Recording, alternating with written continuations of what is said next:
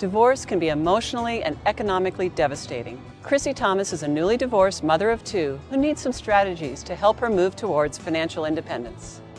Using a budget is very important now that I'm a single mom. My mom is very caring and she's fun and loving, and I think she's the best mom ever. Well, I'm the youngest of 6 kids and I have 5 older brothers. And I am a fighter. I grew up with boys, so. My favorite things about my mom are like, she'll come out and play with us, and she's a good cook, and she'll do anything for us.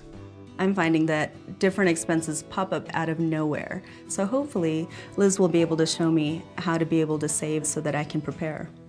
Chrissy, you're on your own now, and you're dealing with all your finances yourself. So what are your top issues when it comes to money? I think the biggest priority for me is to pay off my debt and then to start saving so I can take care of everything around my house. And are you saving for retirement as well?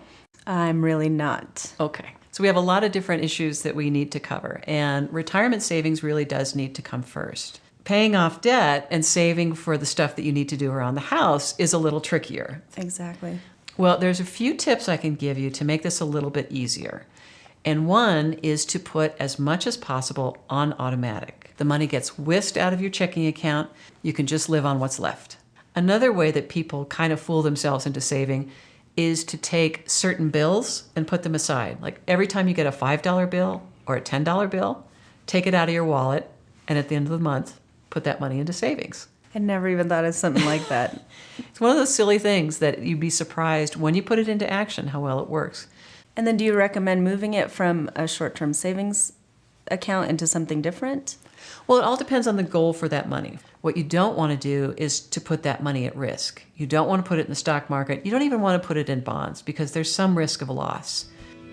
Security for me means no debt and savings and not worrying that if I were to lose my job, that I would actually have some time before I would have to get into another job.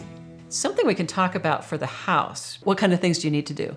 Well, for starters, I need to get the exterior of the house painted, and then I need to take care of the fence and the yard, and the list goes on. This is a trick that really works for a lot of people, is that they have different categories of savings that they're doing. So what you might want to do is put different buckets in place for all of those, and then set up a separate savings account just for house expenses. You should be putting aside 1% of the original amount you spent on the house. But if you have that specified bucket, it is a little bit easier to keep your hands off of it. Financial independence. I think for me that means at some point in my life, I can say, hey, I want to take you guys on a trip and we're going to Greece. I like to go to India to see all our family there. For a vacation, I would go to Hawaii or Japan to see my best friend.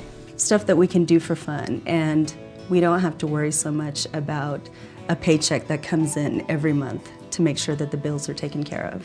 So you've got your money right now, your savings, in a brick and mortar bank, and it's working well for you. A lot of people find that it's more difficult for them to save if they have easy access to the money. So I recommend setting up a savings account at an online bank. With an online bank, you're not paying monthly account fees, you don't have to have a minimum balance, so your money can grow, and it's just a little bit out of sight so that you're not tempted to take it. A lot of it is psychological. But those tips are fairly easy to implement, and I think you'll notice that you make real progress in a very short period of time. In talking to Liz, I was able to see that there are lots of steps I can take that are little things that can ensure security and that can ensure a better future for my family.